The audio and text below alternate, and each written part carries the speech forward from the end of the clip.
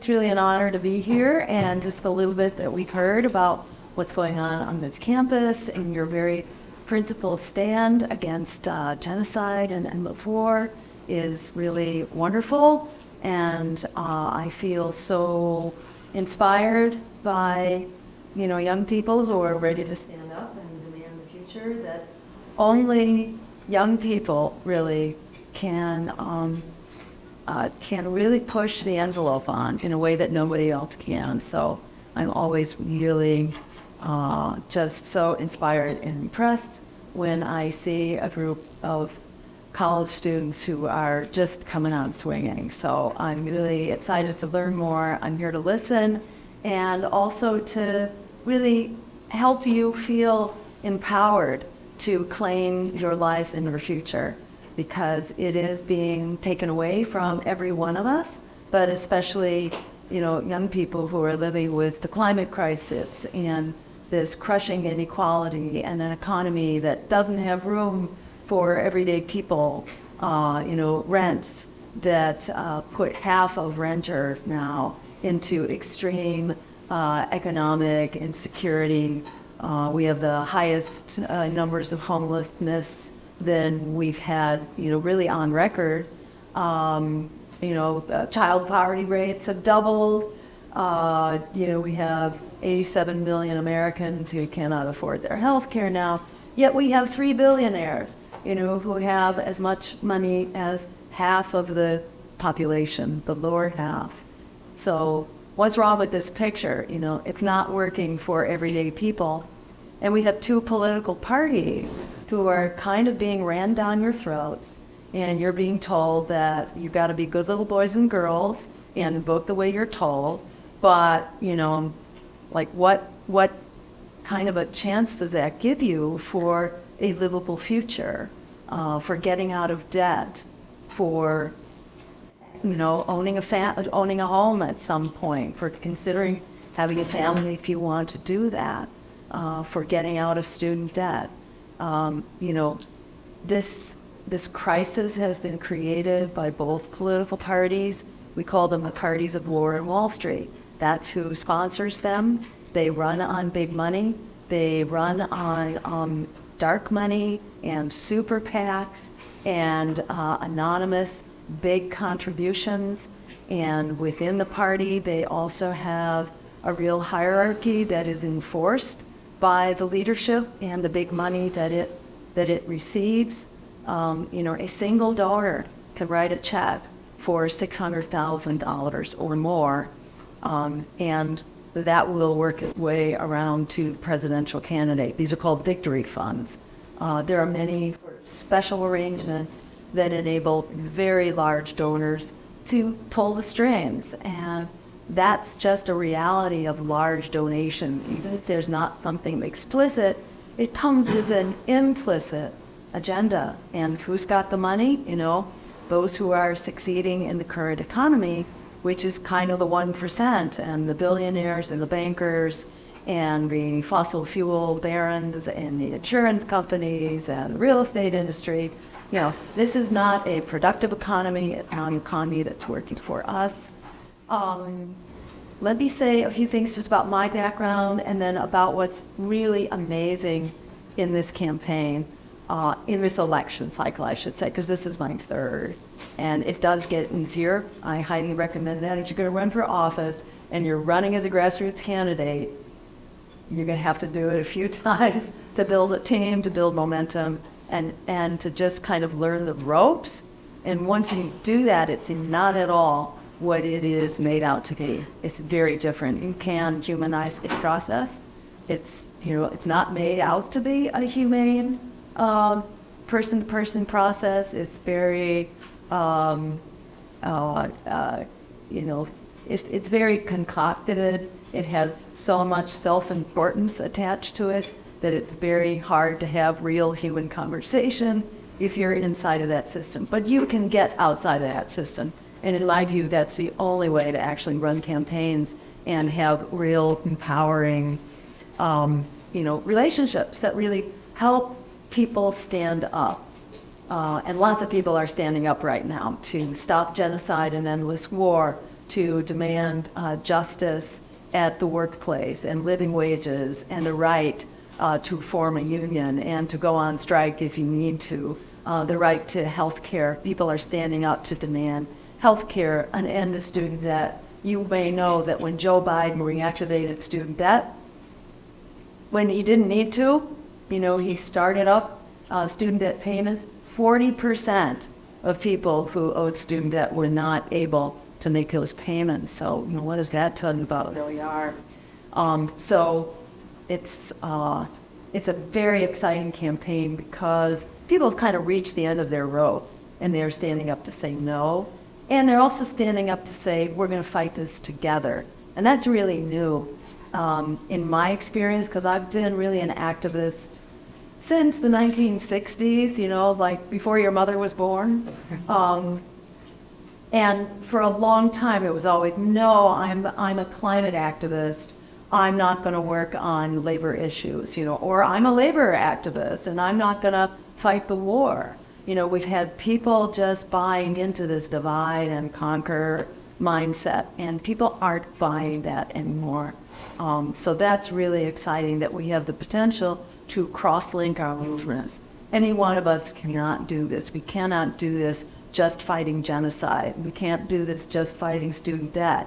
But if we put the two together, we start to really get to critical mass very quickly.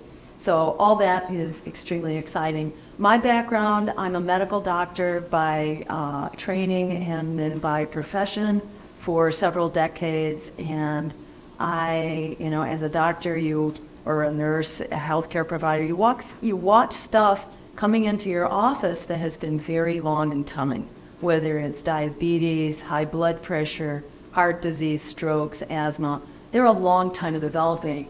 And as a rule, you don't fix it like that. You can have medications that help and that deal with symptoms, but to actually address these diseases, you got to get back to the drivers, which may include dirty air, poor nutrition, poverty, and the violence and illness that just comes with poverty. Poverty is actually the number 4 killer in the United States. It's the 4th leading cause of death. So, I as a young doctor was seeing these new epidemics at the time of asthma, cancer, learning disabilities, diabetes in young people. Actually, and so I wanted to help address some of the things that were driving this. So I began to work with different public interest groups, nonprofits, grassroots organizations, community groups, to address some of the things that were driving this, like our coal plants, for example, or our incinerators that are polluting our air and our water and so on. And I found that, that our elected officials were not happy about this, and they're mostly serving their big donors. And there's been lots of studies of this. It's documented ad nauseum that it's money and lobbying and campaign donations that actually drive the priorities of Congress and then also in our state capitals. That's what's driving the agenda. It's not what people want, what people need, and what would actually benefit the economy, and the resources that we have or don't have. So at any rate, after fighting that system as an advocate and an activist for about 15 years and just like watching us slip further and further behind, I got tricked into running for office by the Green Party that said, well, just keep fighting those same issues, but call it a political campaign to run for governor. We need a candidate. So I said to myself, well, everything else has failed, why not try that? And I did, and starting that campaign out of absolute desperation, because nothing was working, I came out of that campaign with great inspiration that actually when you can sit down and talk to people as people, not with a label that you're red or blue or green or anything, just people who are really struggling to get by in the world, that we could find all kinds of agreement. And I became pretty convinced that this divisiveness is really imposed on us. It's very convenient for the economic elites to keep everybody else kind of in a game of divide and conquer so they can continue to sort of keep a stranglehold on the process. So anyhow, so I wrote the bycross. That's how I came now to be running for president. Actually, starting first in 2012, I just got tricked into running one bigger election after another and finding that there was just really great stuff coming out of these. And even though we weren't winning the elections, we were winning the day on the agenda, because just about everything that's part of the progressive agenda right now was really started by the Green Party, or it wasn't necessarily started, but it was first launched into the national agenda by Greens. So Medicare for all, the right to health care as a human right, that was really introduced at the national level by Ralph Nader in the 2000 election. A Green New Deal, which is basically an emergency program, declare the climate emergency, and let's get to work. Like in the New Deal that got us out of the Great Depression, we can get out of our current really stagnant economy. It's great if you're in the upper 10 or 15%, but for everybody else, it's really a struggle to survive.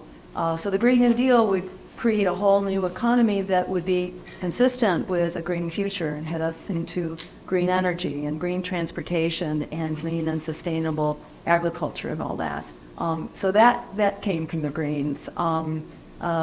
Reparations for slavery and returning the debt we owe to people who were brought here enslaved, and against whom the system is still very much biased, from redlining on housing, Jim Crow, through school segregation and just all sorts of mechanisms that continue that bias. It's not like it ended with the end of slavery. There's still a continuing just burden on community color.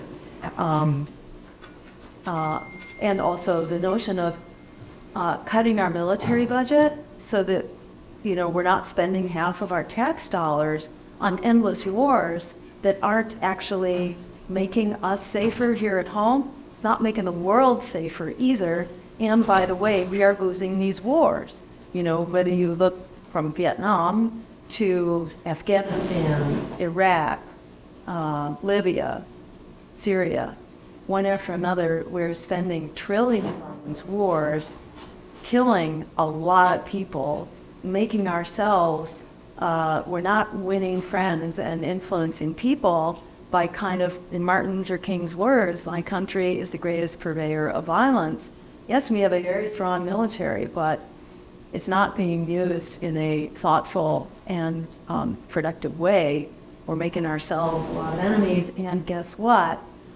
The world is now kind of reorganizing, and it's not just the U.S. and NATO anymore. In fact, there's a bigger economic alliance. If you look at the BRICS, Brazil, Russia, India, China, South Africa, now Saudi Arabia, several other countries, they have a bigger GDP than we do. So it's really important. We're not going to be top dog here forever. And so we can't run around like we're top dog or a bully in schoolyard and really be wasting our precious tax dollars while people don't have homes. They're swamped with debt, and we're struggling to have a future, a decent and just and sustainable future here. So we put that on the table also, to be cutting our military budget so that we are spending our dollars wisely. We're spending as much as the next 9 biggest countries all put together. So we kind of have this model of empire and oligarchy that doesn't serve us here at home, and it doesn't serve us around the world. We are, by many accounts, taking huge risks. Just to look at what's going on in the Middle East right now, where you have the U.S. bombing Iraq, Syria, Yemen, and maybe a fourth. Lebanon, that's right. Lebanon. We're not yet bombing Iran, but we are bombing Iranian targets. And Iran now has a military alliance with Russia. So we're potentially facing off against a nuclear power. And the U.S. is a nuclear power, Israel is a nuclear power.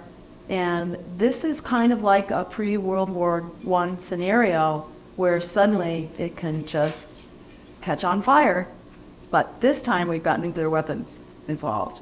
So we are all in the crosshairs of this conflict, and it needs to be stopped. But we have, the U.S. is really plunging headlong, straight ahead, endangering not endangering, but we are a full partner here in the genocide of the people of Gaza, with providing 80% of the weapons and the ammunition. So we're getting a lot of blame for this, as we should. And Israel's neighbors are being really poisoned against Israel now, which has become a pariah among nations.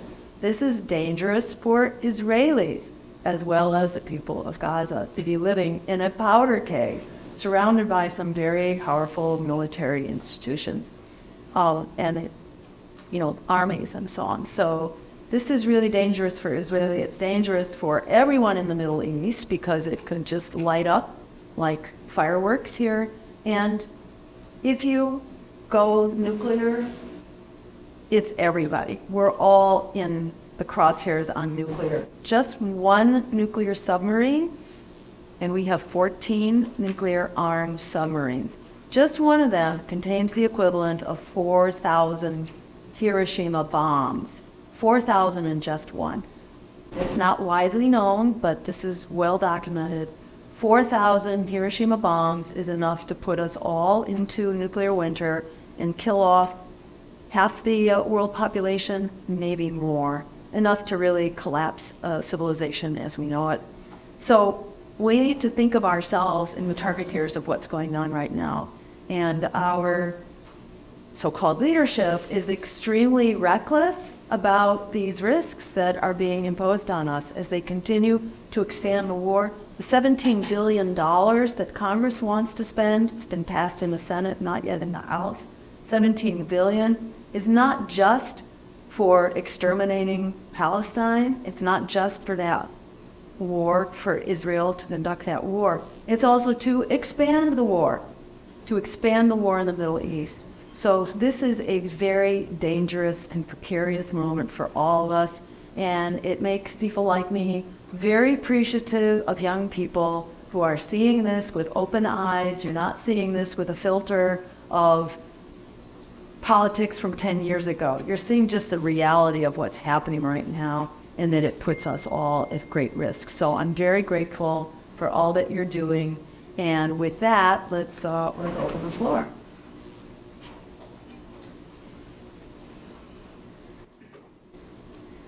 Feel free to ask the dumbest question in the world, and or just suggest a topic that you'd like to hear about. Great. Can you tell us a little bit about your experiences with campaign finance? Sure. So, our campaign finance system is among the worst in the world, in that it allows very big money to come in through all sorts of loopholes. And that includes especially super PACs. Super PACs you can contribute an infinite amount of money to. You just have to disclose who you are. But you can be a so-called charitable organization. You can be a dark money organization. So you can contribute as an organization without saying who your donors are. So it's not known who the money is coming from. The biggest chunks of money are coming anonymously, and they're coming to the super PACs. So that's an example. There are other arrangements that allow very large contributions. In theory, there is a limit of $3,300 in the primary, and then also then in the general election. So there's a limit, but there are many ways to bypass that limit. And in my home state in Massachusetts, we passed a law by voter referendum to get money out of politics. It's called the Clean Elections System. It's used in Maine and I think Colorado. And what it does is provide public funding to any candidate who shows that they've gotten a certain number, it might be 5,000 or something like that, contributions, small contributions, you have to get signatures, you've got to show that you are a bona fide, legitimate candidate and you have support. Once you do that, you get a big chunk of money, enough to actually run a competitive race. And we passed that system here in my home state in Massachusetts. And as soon as we did, the progressive Democrats in our legislature repealed that law on a voice vote. They basically voted not to fund it after we, the people, had passed it by a 2-to-1 margin. People ask me sometimes, how come I'm not a Democrat?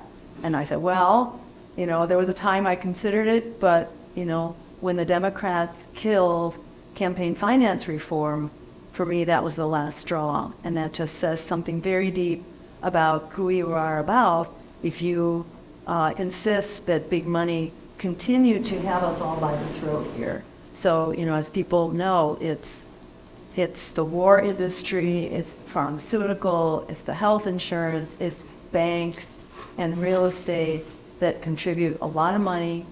They also, you know, they have lobbyists who are there to basically instruct our representatives how they want them to vote. And, you know, we have more lobbyists who are writing legislation than we have congressional staffers. So what's wrong with this picture?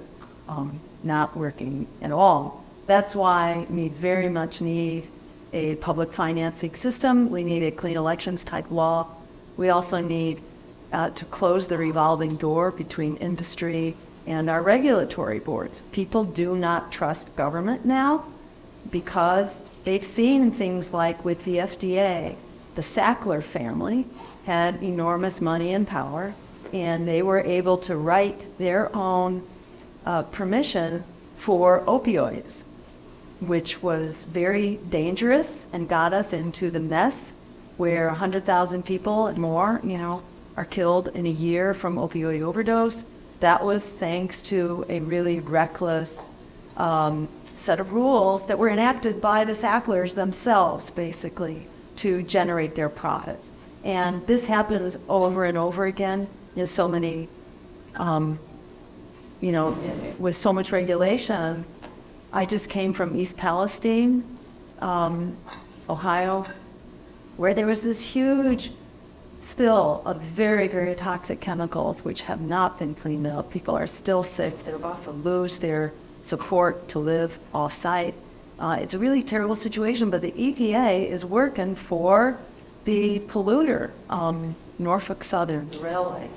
The workers were about to go on strike in order to demand safer working conditions. They have 2 railroad workers that are managing 2 and 3 mile long trains. How in the world are they supposed to do their safety checks? They can't.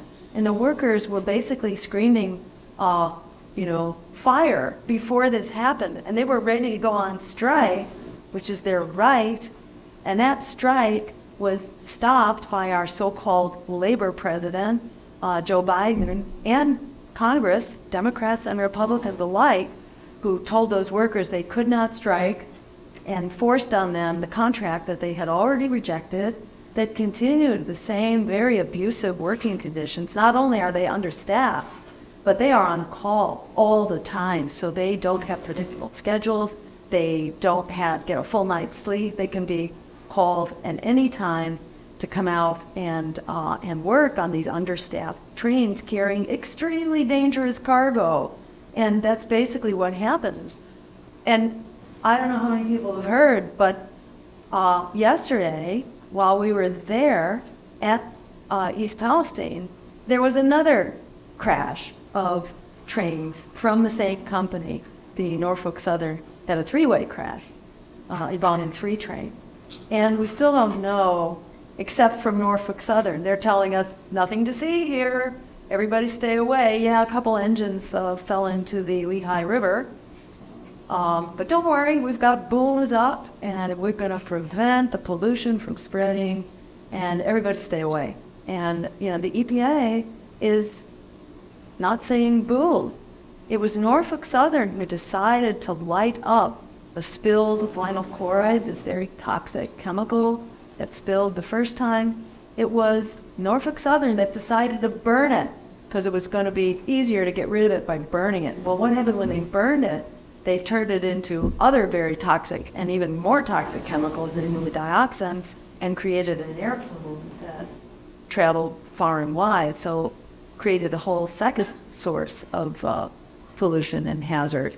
And they did that. EPA didn't really say boo about it. They didn't give them permission, but they didn't really slap a fine on them or anything.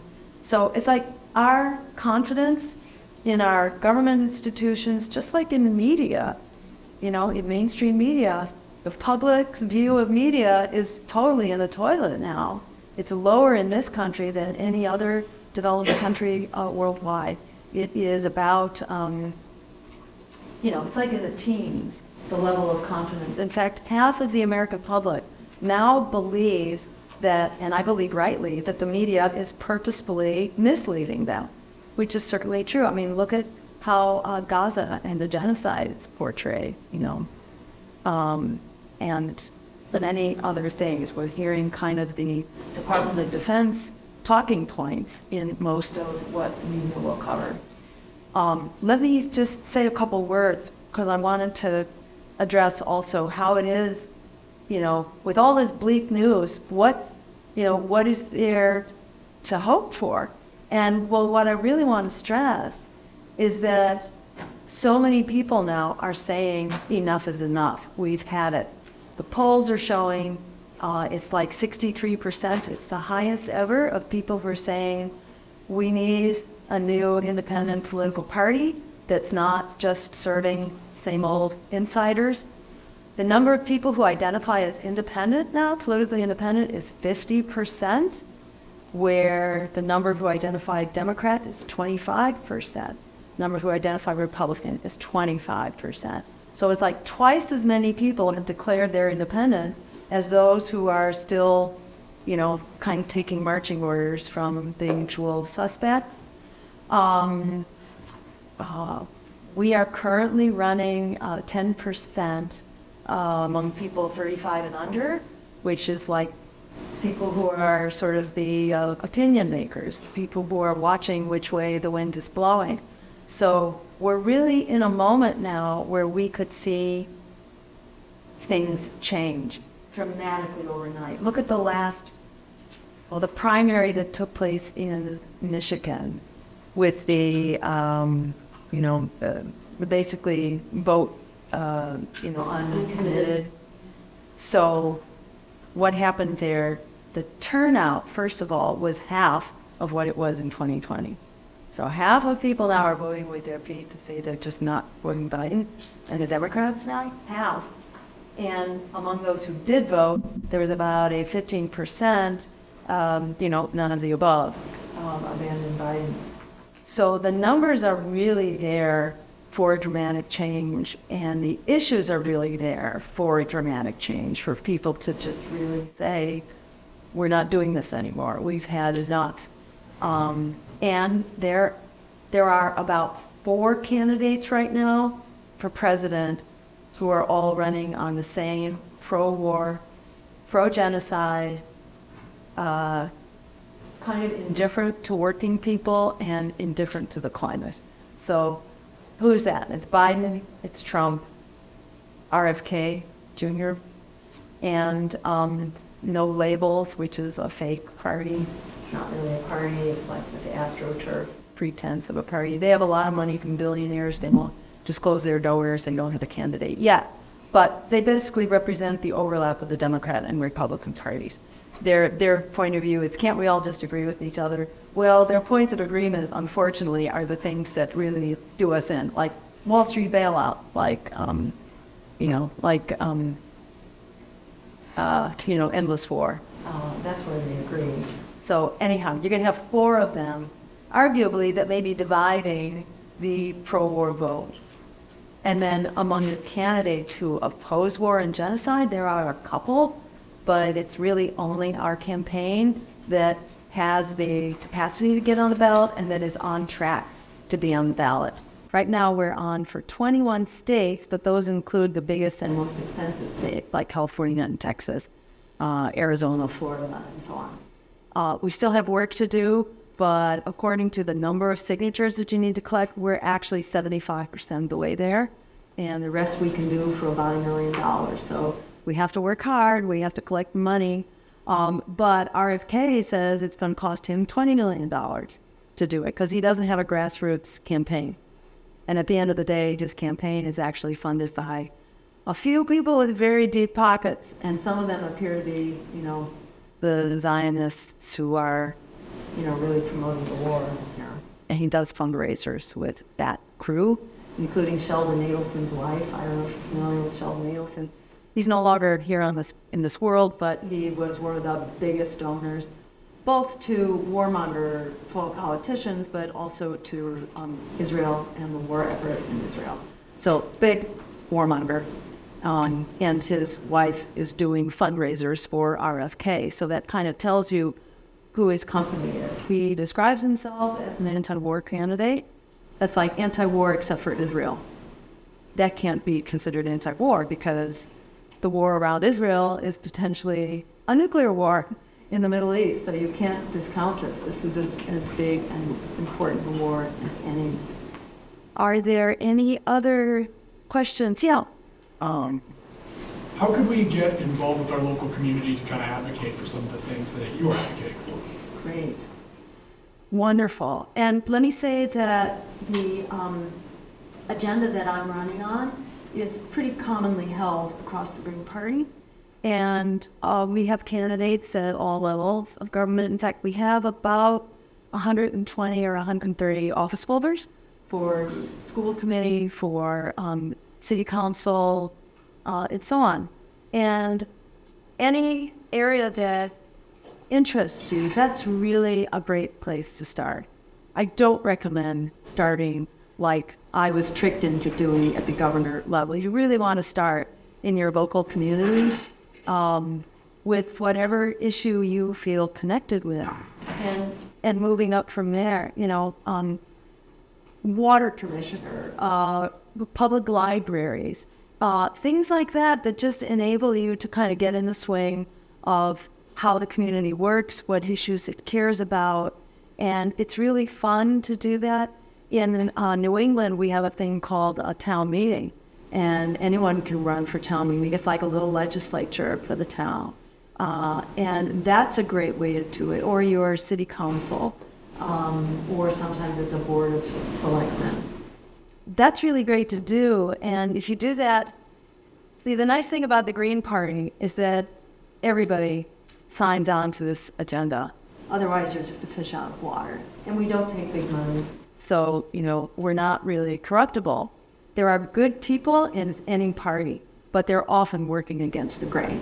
And like in the same way that Bernie Sanders, got sabotaged twice and then wound up just kind of, sheepdogging people back into the party and then not standing up on so many things, including foreign policy, where he has never stood up.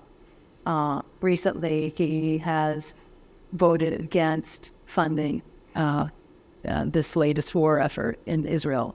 But, his opposition is kind of limited. He sort of muzzles himself and won't call it out for what it is. So the big parties have ways of compelling you to keep your mouth shut.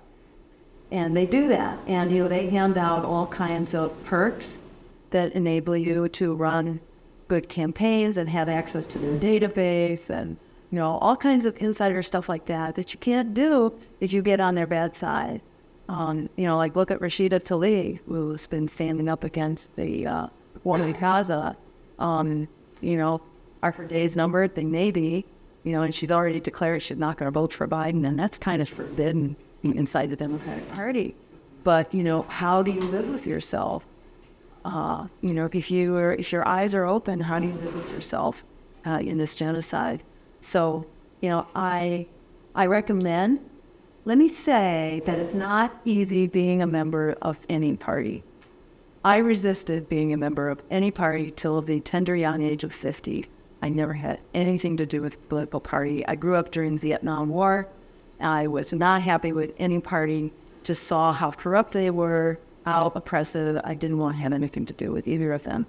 And it was only really when I was recruited by the Greens and saw that Ralph Nader and the Greens were running independently of big money. So they really had a way to maintain politics of integrity. And that really drew me in and got me interested. You know, that said, parties are always, you know, they're kind of challenging organizations, as any organization is. But if you're with a grassroots party, it doesn't have a lot of money. So, you know, it's always challenging. But if you can create a local chapter or a state party that's actually doing good stuff, then the culture of it becomes really, really exciting. We just came from West Virginia, and we were on campus there, which is also a campus that's very much on fire. And they are very connected to the Green Party, and they have basically remade the Green Party. They totally kind of took over and reformed the Green Party. It became a big generational shift. And so it's now mostly directed by very young people. They're fighting the budget cuts at their college, and, you know, and they're fighting genocide and doing it in a really inspired way. And so when you have like a local culture of good people, it just tends to bring in more good people who are going to do good stuff, and then you get help. You get help from other states, other chapters, from the national party. And this is kind of one of the big focuses of our campaign. We're trying to really help the party, help candidates, and help new chapters and new state parties. It's very challenging to work at the national level because it's really diffuse and it takes a lot of resources.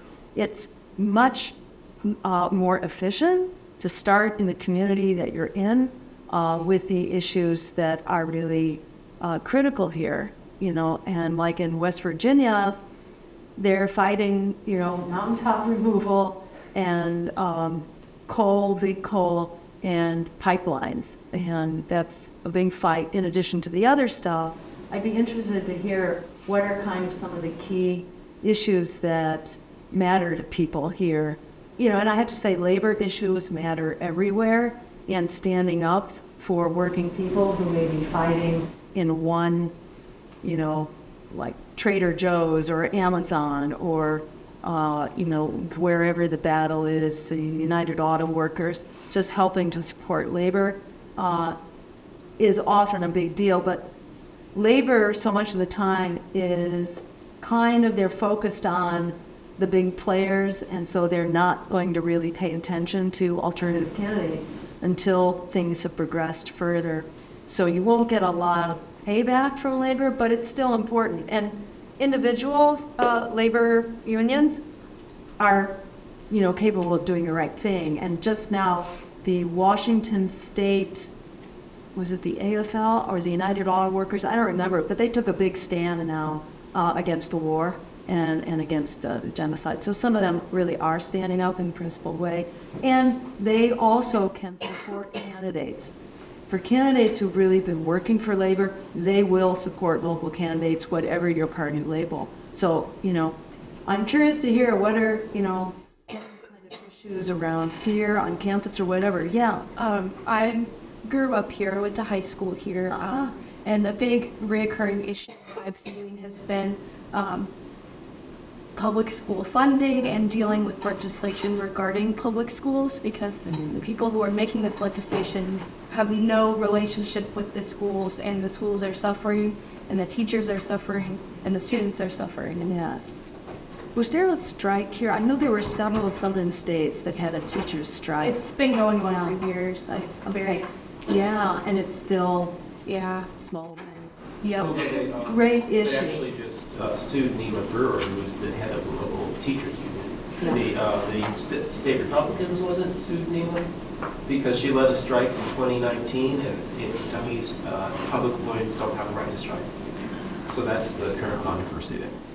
As to whether... yeah, they just served her with papers, 3 days ago? Oh, no kidding. Wow. Yeah. Yeah. And to have support from young people, students, college students is huge when people are on the firing line like that. Yeah, absolutely. And that's a great way to connect with your community because you'll get a lot of votes. You know, it means a lot to a lot of people to have a public school system. And usually it's like a small kind of minority of economic elites who want their taxes cut. You know, they want tax giveaways, so they're trying to get the state budget cut for schools. It's usually at the state level that's happening. So that is a great issue, and thanks for pointing that out. Other things, was there another area being looked somewhere? Yeah. Can you talk to us about what it would mean if you get 5% of the vote Great. in November? Absolutely. So if we're running 5% right now in polls, and if we maintain that or increase it, then we get some public funding. And you know, that's a huge breakthrough. If you hit that 5% mark, you get something like $20 million for your next race, for the party, not for a candidate, but the party will have $20 million to spend on the general election in the next race. That is huge. There's another threshold that we are just about to hit, we might even hit it today, and that is for public funding in the primary election right now. And the public funding that we can qualify for, basically it's a match, and it matches dollar for dollar every donation that we get, up to $250 worth of donation for a single donor. So that means everything that's come in so far gets double up to the $250 limit. It's huge. In order to qualify, you have to have a certain number of donations in each of 20 states. So, you know, like Kentucky would have to raise at least $5,000 worth of contributions in little parcels of 250 or less. So it's not a huge burden, but there's a fair number of states, and you know, for a grassroots campaign, it's always a challenge to raise this money. We're just about there, and when you raise it, then you have to file all your paperwork, show where the money came from, what amounts, and all that, and then then they start matching. So they'll immediately match everything that you've raised so far, which would be at least $100,000, which is very helpful when you're trying to get on the ballot. And we are really fighting tooth and nail to get on the ballot right now. And as I mentioned, we are the one pro-worker, anti-war, anti-genocide climate emergency campaign. We are the one choice that can bring those constituencies together, which are especially youth-oriented, you know, between climate and war and student debt and all that. We will be the one campaign that's actually on the ballot across the country that can fight this fight and that can really challenge empire and oligarchy. And we'll be the one. And against us, there will be 4 that are pro-war and pro-genocide. You could have a split vote, in theory, where with 25% of the vote, we could win the Electoral College. We could have a plurality with as little as 25%. So this is just for people to know that this is a really, it's a perfect storm moment where the public outrage is there, people are fed up, they're really hungry for something else, and we're going to be the only one at the end of the day. Cornel West is in the campaign right now. It's not clear how much longer he will stay in it. He's on the ballot in 3 states, and they're pretty small states, so it doesn't really have a pathway to get on the ballot. There are some other progressive candidates who are great, but who also don't really have a chance to be on more than one or 2 states. So in the current environment, people really want to see something happen. We feel like our grip on the future is kind of sliding through our fingers between debt and, you know, an economy that's just really in deep trouble, the expanding war, and the climate crisis. This really is the time to seize the moment. And let me give one more call for any questions. Yeah. So I showed up late, so sorry if you've already said this. Sure. You mentioned all these other wars. but one I haven't heard is the war in Ukraine. I'm just curious how you feel about that. Great, no, thanks for bringing that up. The war in Ukraine is a real tragedy, especially for the people of Ukraine, who've lost, arguably hundreds of thousands of people, maybe a whole generation of young people. They're raising the age of their draft now up to 45. And it's just horrible. In my view, all wars are illegal. Almost all of them are illegal and murderous. That said, and Russia's invasion is illegal and murderous. But that said, there was a long run-up to this for decades where it was very clear where we were going with U.S. policy, that we have been in the business of provoking this war. As we were provoked when Russia moved its nuclear missiles to Cuba in the 1960s, Khrushchev and Kennedy had the good sense to sit down. Bitter enemies, they had the good sense to sit down and fix it, against the advice of both of their administrations. They did not want them to talk to each other. They talked to each other, they solved the problem, they removed the missiles from Cuba, and the U.S. removed its missiles from Turkey, which actually Russia was responding to by placing its missiles. There's usually another side of the story that we're not hearing here. And in this case, what Russia was basically demanding was that Ukraine be neutral. Not such a big deal, like Austria was neutral after the Second World War. And the U.S. refused to allow that. We charged ahead knowing that we were headed for a big confrontation here by pushing NATO to the east against the promise made by George Bush's administration, the first Bush, that NATO would not move 1 inch to the east. This was a promise made to Gorbachev and to Russia. And they violated that, from the moment Clinton came into power. He started marching east and then started placing our nuclear compatible missiles along Russia's border. And so Russia, was provoked into saying, this stops here. You can't start putting nuclear capable missiles along the border in Ukraine, which is a very long border. And then the U.S. went on to disrupt a peace treaty that was being negotiated under the auspices of Turkey just months after the war had started. So we've been provoking the war, we've been preventing an end to the war. In my view, this is another case in point how the U.S. has been behaving like a bully in the china shop or in the schoolyard. And there are peaceful solutions here that could have prevented this war and that could stop it. And it needs to be stopped as soon as possible, because this is potentially, a nuclear confrontation as well that puts us all at risk. So we can stop this, and we must. If we are so lucky as to turn the White House into a greenhouse, and we were to get elected, this is one of the things that we would do immediately. We would sit down and start negotiating. This is why Barack Obama did not want to enter into this conflict, knowing Russia has big stakes here. This is like Cuba, in the United States. We don't want missiles and arms in Cuba. Russia doesn't want it in Ukraine. This was a ridiculous conflict for us to enter into from the get-go. I have a question for you. Thank Sure. you for visiting us in our non-battleground state. So let's say you don't get to turn the White House into a greenhouse, but you gain enough traction and draw off enough left-leaning voters that as a result, Donald Trump beats Joe Biden. Would you be at peace with that? So let me challenge the premise there. Right now you saw half of Democratic voters stay home in Michigan. And this is what the polls are showing as well. We also know from past elections, Greens draw from people who otherwise don't vote. And that's usually typical for third parties. So that explanation that you're taking votes away from a candidate that is entitled to your vote? A candidate that owns your vote? No, candidates have to earn your vote.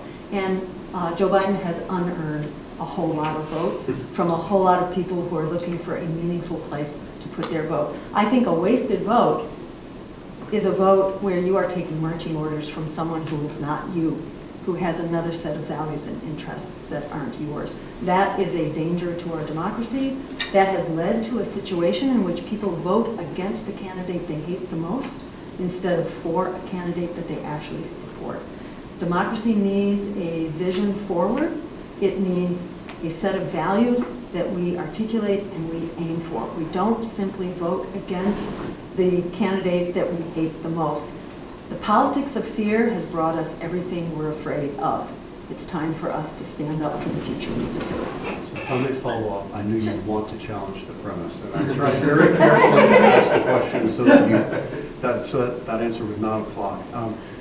You're in Kentucky, right? This is a politically lopsided state. It's cost-free to vote for you here, right? Yeah. Michigan, Pennsylvania is a more complicated version of that question I asked you. But I want to go back to this question. If it turns out that Trump wins instead of Biden, because a lot of people are so unhappy with the Democratic Party that they're not playing that game anymore, and they'd rather vote for you. That's 4 years of Trump. Would you be at peace with that outcome? I am not at peace with 4 years of Trump, and I am not at peace with 4 years of Biden. And 4 more years of genocide. I'm not.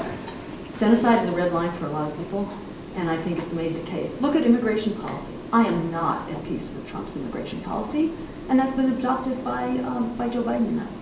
You know, I am not at peace with censorship. The Democrats have been leading the charge on censorship and authoritarianism that goes with it.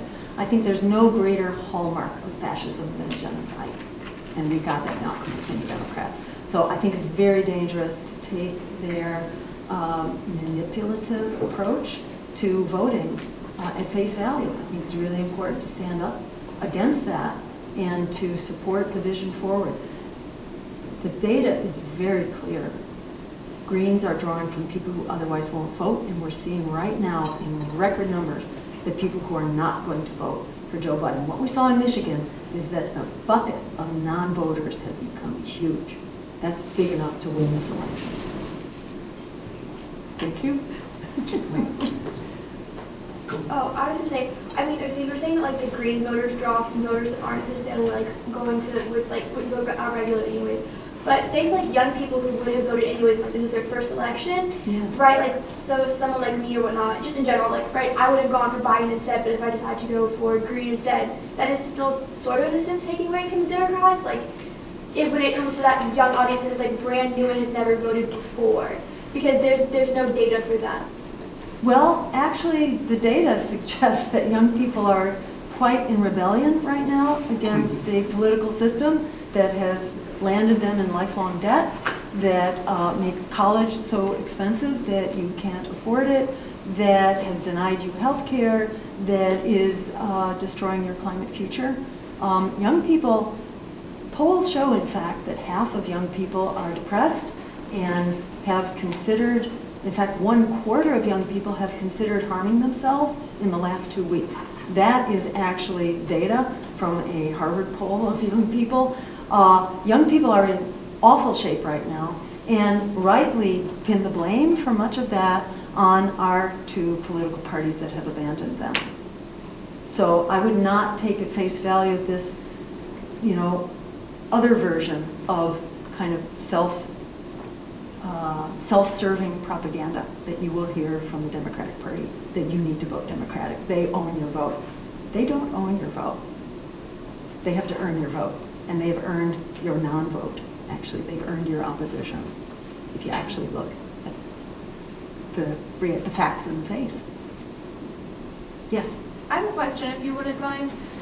So it's no surprise to anyone that independents and third parties in general don't have all that much leverage on the federal scale. So despite that, how do you, and if you could speak on behalf of other independents, how do you have the confidence to go on? Yes, right. So it will be a fight every step of the way. An independent third party could not get elected without a really strong grassroots movement. And unlike Barack Obama, who relied on a strong grassroots movement to break all kinds of barriers, he put his ground troops on the shelf once he got elected, and he appointed Larry Summers, the architect of the Wall Street meltdown, basically to be his Treasury Secretary. It was clear he was working for Wall Street at the end of the day.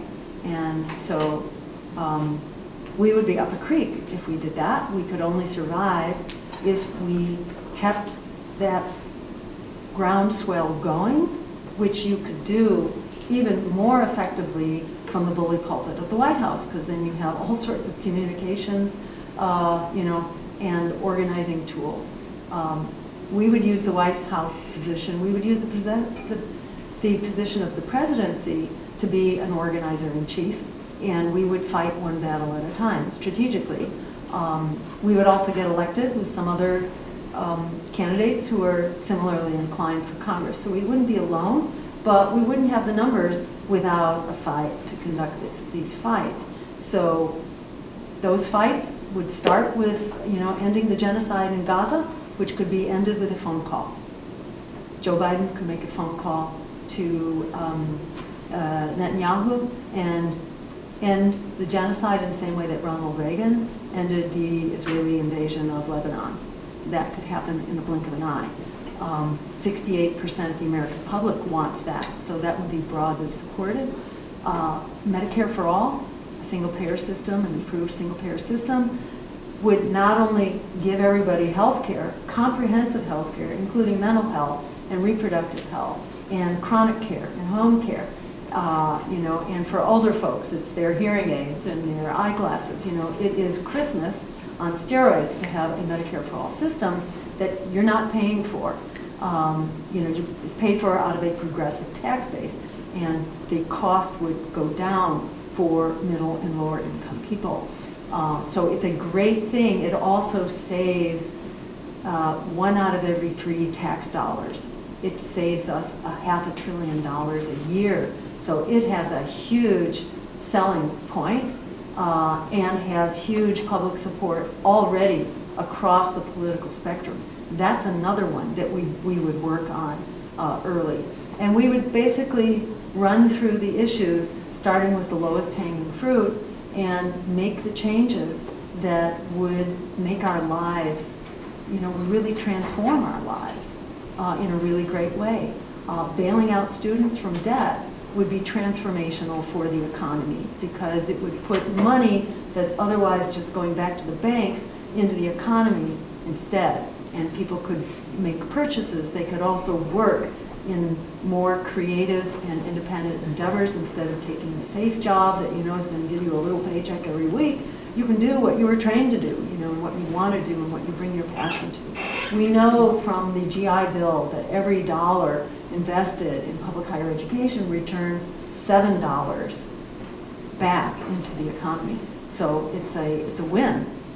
It's a complete win. That's another one that we would push soon. So it would be a fight one step at a time.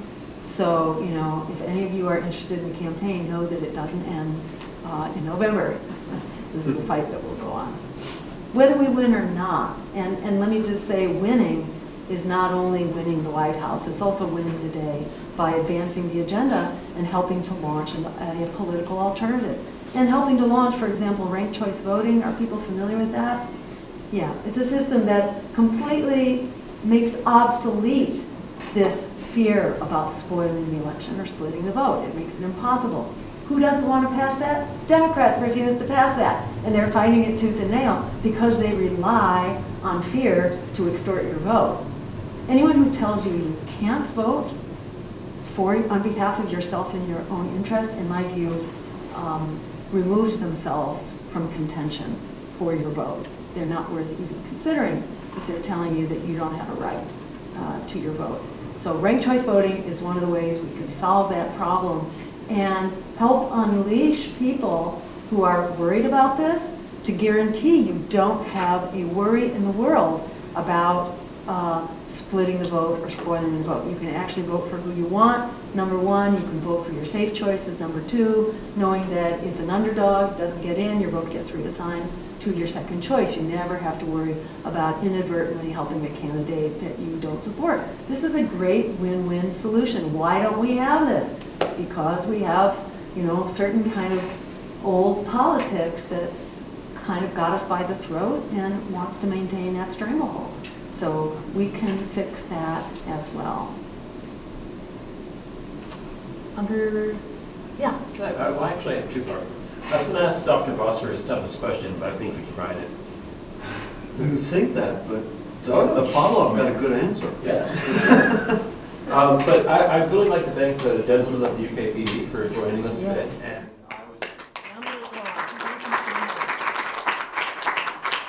I was hoping that you could give the Green Party's position on law enforcement, maybe speak a little bit about that.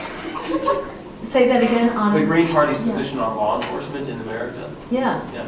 Yes. Well, we accept that we need law enforcement. We believe that we are a nation of laws, and those laws sometimes need enforcement. You know, right here today, I'm very much appreciating law enforcement. All along this campaign, I've had good reason to appreciate law enforcement. I think that said, we sometimes unnecessarily burden law enforcement with things that they shouldn't have to take care of. They shouldn't be responsible for dealing with mental health crises and with things that really squander their expertise and their time. So it's really important that we create a balanced safety plan for our communities. And there are some communities that have been working to develop like mental health teams that may go out in company with law enforcement, or there may be some calls that get diverted to them, so that, you know, that way we're not overburdening law enforcement and taking them away from the things where they are needed. And, you know, at the same time, I think, you know, we also, there's a community called, let's see, it's outside of Oakland, California. I'm not remembering the name immediately, but they, you know, they got their police force into the community, walking on foot patrols, getting, you know, not moving around, but kind of getting to know different areas of the community. And they actually had some very good results. Now, they weren't consistent, you know, they were good, and then some years they were not so good, but they did have some promising and hopeful results that there are ways of you know, bringing law enforcement to greater kind of familiarity with the community and just developing better relationships so that it doesn't get into an adversarial mode to start with. Yeah. As a Cuban who still has family in Cuba, I wanted to know what your thoughts are on the U.S. sanctions against Cuba. Yeah. So we have U.S. sanctions against lots of countries. In fact, I think it's 1 out of every 3 human beings on the planet has U.S. sanctions against them. Yeah, it's actually quite staggering. U.S.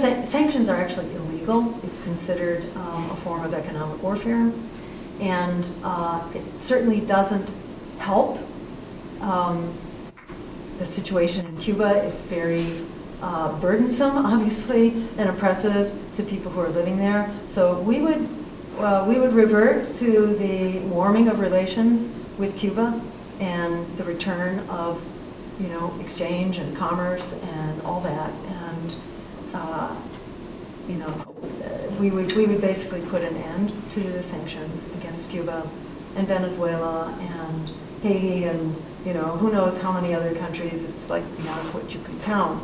There are more productive ways to address tensions, and in this case, you know, the U.S. Has historically supported the, you know, the economic elites of a whole lot of countries and have overthrown many governments, tried to overthrow Cuba's many times. So, you know, we have played a very inflammatory role in deteriorating relationships with many countries around the world, and we need to be more of a team player and less of a bully in the schoolyard. Thank you. Yes, Victor. You've been advocating for systemic discrimination against marginalized groups like women, LGBTQ community, people of color. How is your campaign going to protect these groups and try to put an end to this discrimination? Great. You know, so we will very much, you know, embody diversity and respect and ensure that we pass laws that support them, because, you know, it's disenfranchised communities who are really paying the biggest burden in the economy right now, in low wages that discriminate very much against women, employment that is often discriminating against LGBTQ members of the community and people of color, housing, which will also discriminate. So we need to uphold our equity laws and ensure that they apply across the board to all forms of discrimination. And at the end of the day, disenfranchised groups get hit hardest on the economy. And simply by pushing for a just economy, as Martin Luther King says, health injustice is the most, just tragic form of injustice of all. By ensuring that everyone has health care, we make sure that the most vulnerable are getting it, and we're looking at marked, reductions in longevity.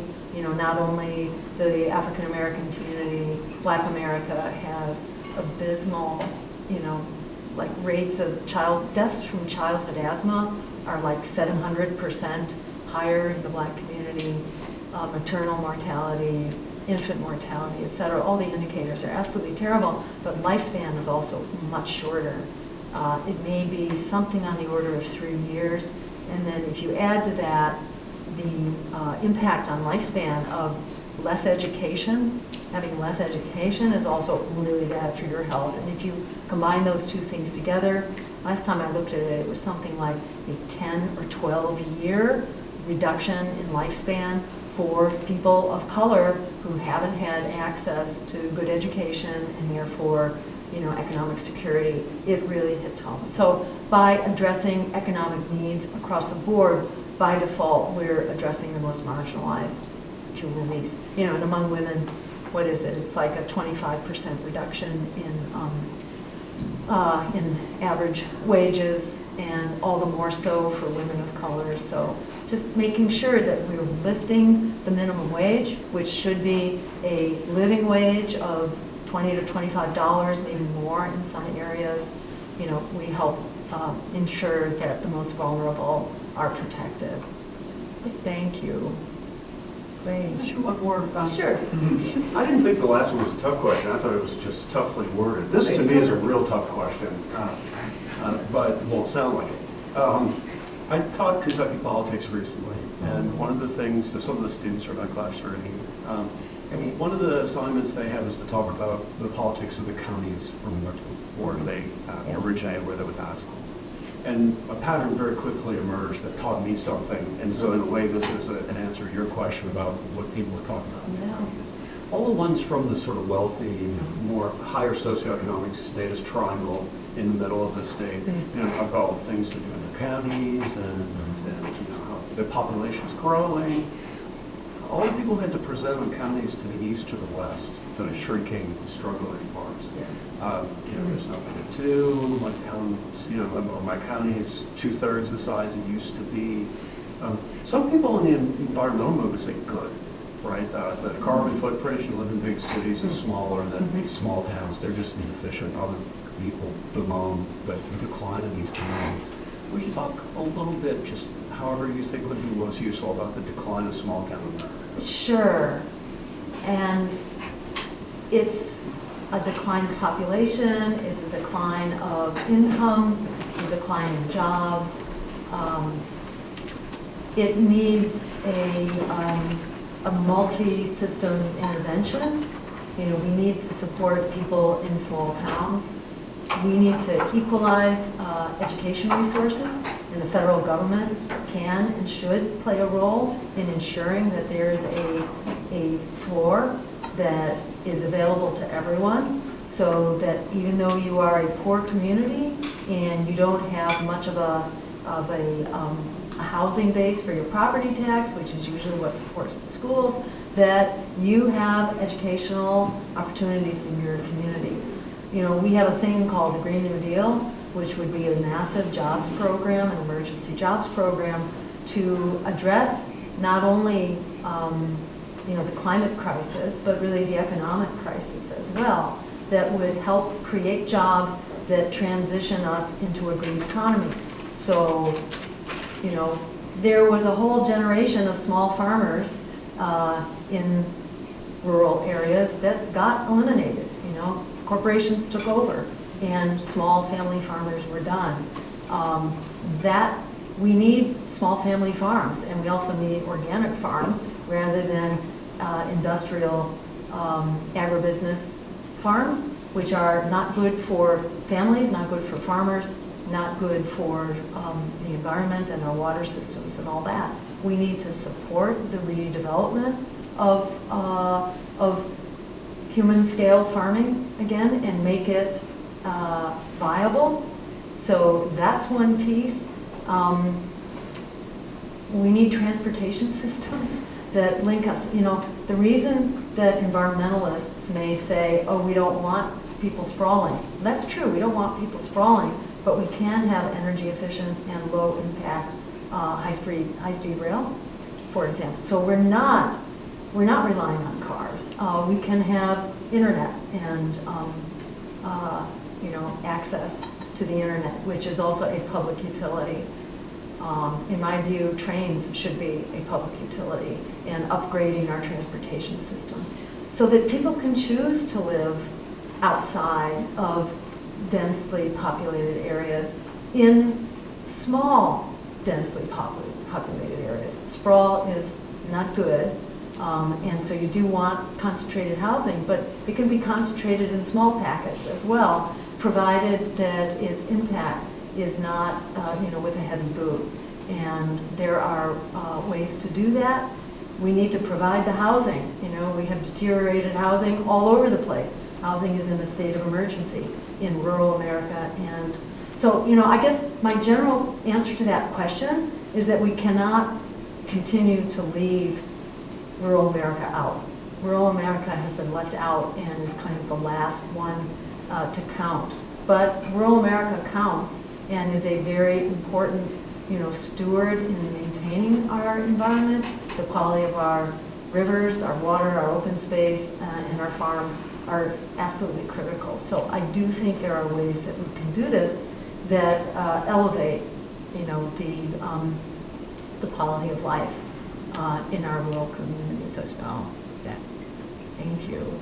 All right, and with that, I should just mention, we passed around some cards, I think, about stopping the war in Gaza now, standing up to be counted, and you can do that if you sign the pledge. The pledge is basically that you will not support a pro-genocide candidate, no matter who that is, or at whatever level of office, that we are giving our support to anti-genocide candidates, so we can stand up and be counted and have impact on this dialogue without waiting for the election. And if you're interested in being involved in the campaign, you know, do you have a sign up here, Kelly? Do we have any kind of? Yeah, people can come up to me. I'll be up at the back of the room after this event, and you can feel free to sign up. We have the Gaza cards and the commitment not to support candidates who are genocidal up in the back.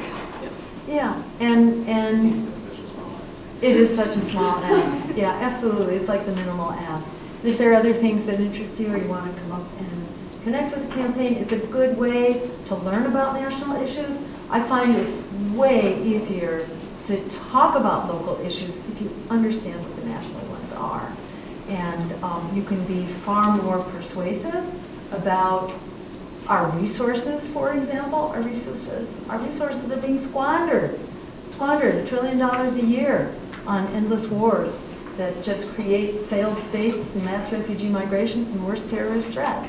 You know, and towns and local officials can also issue declarations, you know, like you know, city councils that are coming out with statements against the war in Gaza and calling for ceasefire. So even as local officials, you not only have a huge impact on your local community, you can actually impact, you know, and student debt. You know, there are some communities that are big enough that they have a big impact on, you know, on their colleges and universities, and others that get together to weigh in on their legislature. So even as a local official, you can have a big impact. When I was a member of town meeting in my hometown of Lexington, Massachusetts, we were watchdogging the state, which was trying to slip unnoticed all of these what they call surplus properties, so large open space areas and buildings. They were trying to just sell them off to their friends fast and unnoticed. And we happened to hear about that, and so we, as a small town, 30,000 people, we banded together with other small towns around the state, and we started, raising hell in our state house about the resources of our communities. Because normally, if the state declares something surplus, it's supposed to go to the local community. So we started screaming about that. You can't just sell that off to big players here to do what they want with. These are invaluable public resources they need to stay in the public domain. And we started screaming about that, and we were able to shoot it down, because if you are a local official and you're working with other local officials, they're going to listen to you, especially at the state level. And when there are as many of us that are standing up to say, end the genocide, end the endless wars, we need healthcare as a human right, an end to student debt, free public higher education, we have all the weight in the world. And I wanted to close with two quotes. One is Frederick Douglass, who said, power concedes nothing without a demand. It never has, and it never will. So you've got to be the squeaky wheel. They were telling the parties of abolition that they were spoilers way back in the 1860s.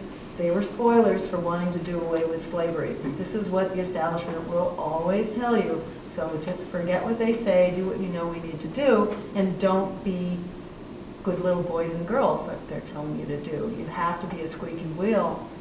Most of us now are that squeaky wheel, and that's the other thing to remember. And that's Alice Walker's quote, Alice Walker, the novelist, who said, the biggest way people give up power is by not knowing we have it to start with. It's really important to know we have the power. The American public agrees with you. You've been ahead of the curve as a rule. Young people usually are, but you start bringing everybody along with you, and we do have the power in this election. We have the moral high road. We have the moral vision. We have the agenda that can get the job done. We have the policies, and we have the numbers. So don't let anybody tell you that we can't change the world and create an America and a world that works for all of us. It's the only one that will work for any of us at the end of the day. Thank you.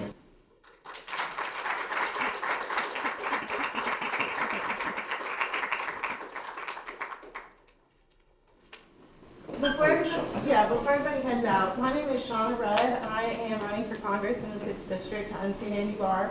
That's this district. There's about 30 counties, so if you're from Lexington or a surrounding county or one of those surrounding counties, you're probably in the 6th District. And I want to take just a minute and talk to you guys about the Ceasefire Coalition of Candidates. It was actually started by my friend Mike Harbaugh. He's running for Congress out of Ohio to unseat Mike Turner. We have 20 pledge signers right now, so I'll leave some of these flyers on the table out back. So if you guys go to ceasefirepledge.com, you can look and see if your representatives have signed this pledge. And you can even ask them and be like, honey, there's this pledge that says that you will support legislation for a ceasefire resolution. Would you be interested in signing this pledge? I'm on there. All right.